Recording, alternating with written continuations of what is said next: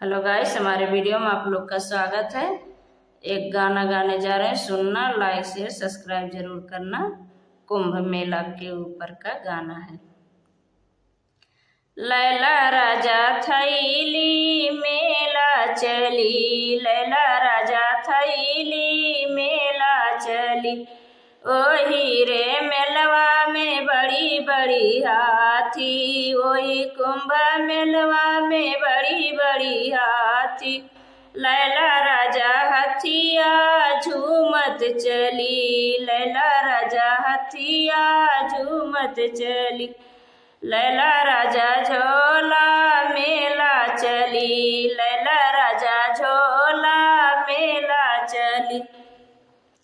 ओही रे कुंभ मेलवा में बड़ा बड़ा घोड़ा, ओही कुंभ मेलवा में बड़ा बड़ा घोड़ा। लैला राजा घोड़ावा ठुमकत चली, लैला राजा घोड़ावा ठुमकत चली। लैला राजा झोला मेला चली, लैला राजा झोला मेला चली।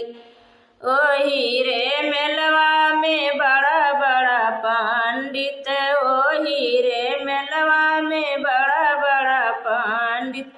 चला राजा हथवा देखावत चली, चला राजा हथवा देखावत चली।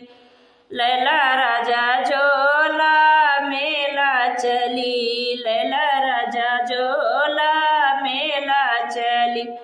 ओही रे मेलवा में बड़की दुकनिया, ओही रे मेलवा में बड़की दुकनिया।